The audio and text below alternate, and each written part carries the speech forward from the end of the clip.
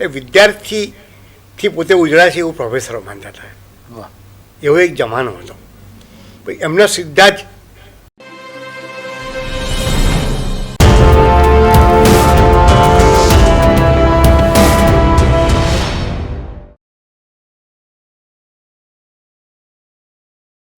ઈચ્છા હતી યશર ભટ્ટ સાહેબ નામથી તમે ઓળખતા હશો. આખા ગુજરાતમાં નહીં આખા ભારતમાં આ કક્ષાના પ્રોફેસરો મળવા આગળ. આપનો બહુ સરસ લેખ પણ ભટ્ટ સાહેબ વિશે. હા, એ તમે લીધો છે તમારા સંપાદનમાં સાહેબ. બહુ સરસ. એ યશર ભટ્ટ સાહેબ એટલે એવો વિદ્વાન કે જે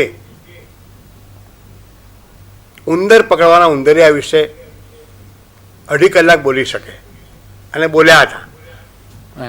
મેકબેથ વિશે 8 કલાક નોનસ્ટોપ બોલ્યા. પછી કહ્યું હતું કે આ તો પ્રેફેસ હતી, નાટકની આવે પછી કરશું.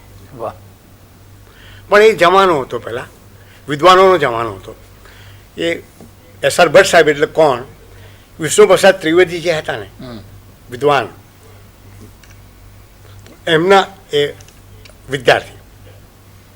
એકવાર એવું બનેલું કે ક્લાસમાં યશવંતભાઈ આવીને બેઠા. યશવંતભાઈએ પૂછ્યું, એસઆર આવ્યા છે? એક જણે કહ્યું કે ના, નથી આવ્યા, આજે ક્લાસ નહીં લેવાય. એટલે વિદ્યાર્થીથી પોતે ઉજળા છે એવું પ્રોફેસરો માનતા હતા. એવો એક જમાનો હતો. એમના સીધા જ વિદ્યાર્થી એસઆરના નિરંજન ભગત, એટલે વિદ્વત્તાની આખી પેઢી ચાલે આવતી હતી, પેઢીની દર પેઢી. હા. અને નિરંજન ભગત નો વિદ્યાર્થી હું. ત્યાં એ પેલી વિદવત્તા ત્યાં પતી ગઈ. ત્યાં એક આખી જે પરંપરા છે ને, હું હંમેશા મેં પરંપરા કાયમ તોડી છે. કોઈ પણ જૂની પરંપરાને હું ક્યારે તાબે થયો નથી. એ કારણે આ પરંપરા પણ તોડી દીધી. આ પણ તોડી ચાલે જ છે, હજુ તોડવાનું જ ચાલે છે. ખબર નથી પડતી શું કેમ ચાલે છે બધું. હવે તમારે યશવંતભાઈની કોલેજમાં યશવંતભાઈ પછી એટલે પછી મારી ઈચ્છા હતી કે ભટ્ટ સાહેબની કોલેજ બીડી આર્ટ્સ કોલેજ ફોર વિમેન, બહેનો માટેની હતી. એટલે હું કહો મને કે તમે એક કામ કરો, તમે અત્યારે જાઓ, જો પ્રોફેસર થાવ તો આવજો, રાખી દઈશું. એ તો તમે જ મારું કારકિર્દીની વાત મેં તમને કરી, ક્યાંથી થવાય. ઇવન બીએમાં પણ BA with economics politics 35% marks. એ આપણે આપણું એ પરંપરા એ પરંપરા પણ નહીં, એ શું કહેવાય એને, સાતત્ય. સારો શબ્દ છે ને, શબ્દો સારા વાપરવાય. ભદ્રાભાઈ સામે બેઠાવાનું કન્સિસ્ટન્સી. હા, yes it must be there. હા, એટલે પછી એ ત્યાં રાખે. અને એ કારણે પછી પછી લોબી કર્યું. LLBમાં શું હતું કે 50% જ પાસ થાય, એટલે પછી 50% લાવવા પડતા હતા. અને આ લાવ્યો. મુખ્ય ધોરણ લઘુત્તમ જાળવ્યું. હું લઘુત્તમ સાધારણ હવે એનો માણસ જ છું, એ જ જાળવ્યું છે. એ સિવાય કંઈ જાળવી શક્યો નથી. LLB પણ કર્યું. LLB કર્યું. એડવોકેટ થયો એટલે એમને એમ નથી થયો. એ વખતે એવું હતું કે જે 64ની સાલ સુધીમાં LLB ક્લિયર કરે એ માત્ર 250 રૂપિયા ભરે તો એને એડવોકેટની ડિગ્રી આપી દેવી, એટલે આપણને મળી હતી. એમ એટલે હા, બધું યુનિવર્સિટી ઉદાર હતી એ વખતે. અમુક નિયમો મારા માટે ખાસ કરે એવું લાગે આપણને. વણલખ્યા નિયમો આપણે સમજી જવાનું કે આપણા માટે લખાવે છે. જો તમને શિક્ષણમાં સંતોષ થયો, આગળ પૂછવું હોય તો જવા દેવું છે. મારે LLB થયા પછી એડવોકેટ એટલે પ્રેક્ટિસ પણ કરી. પ્રેક્ટિસ એટલે એમાં એવું હતું કે થોડોક સમય 3 મહિના મેં માહિતી ખાતામાં નોકરી કરી હતી. આ ગુજરાત સરકાર છે ને આપણી, એનું માહિતી ખાતું છે. કેમ 3 જ મહિના? 3 મહિના બી ઘણા છે. એ મારા નસીબમાં કોઈ માણસ બોસ થાય શક્ય જ નહોતું. એમ 3 મહિના તો એ લોકોને ખેંચી આપ્યા. અને પછી તબિયત બગડી, એટલે પિતાશ્રીએ કહ્યું કે એમની પ્રેક્ટિસ સારી ચાલતી હતી. આમાં આવ્યો છું કમ્પલ્સનને કારણે મને પોતાને, કારણ કે બીજું કોઈ નોકરી રાખે એવું નહોતું, ક્યાંય ચાલુ એવું નહોતું.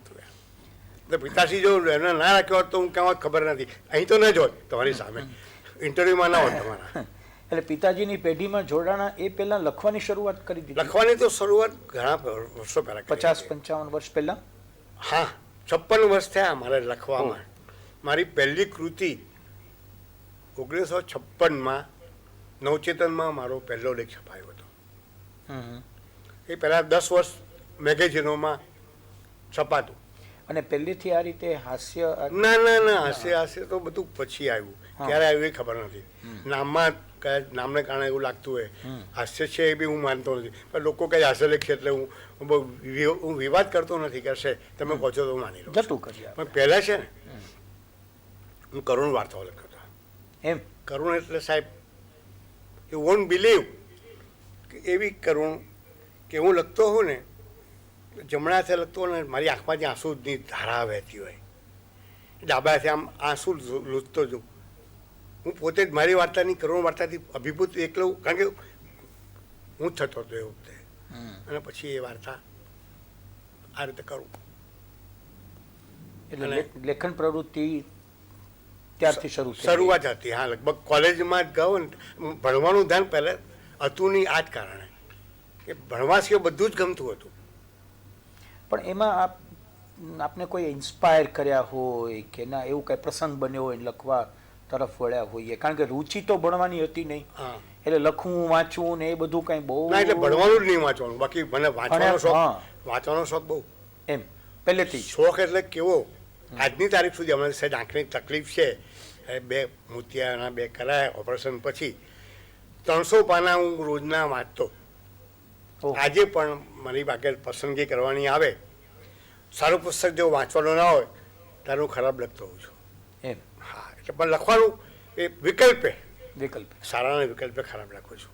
પણ સારું વાંચવાનું મળે તો હું આજે પણ પહેલાં પસંદ કરું લખવાનું. અને વિનોદભાઈ, પેલી પ્રેક્ટિસ પછી ચાલુ રહી કે પ્રેક્ટિસ કેવી રીતે? 801 ફાઇલ ના, ફાઇલો તો રહી, પણ એમાં શું થતું હતું, એકવાર એક રમૂજ મારા જે સેલટેક્સમાં હતો પ્રેક્ટિસમાં, એટલે અમે વેપારીનો ટેક્સ કેમ બચે એને રસ્તા બતાવવાના હોય.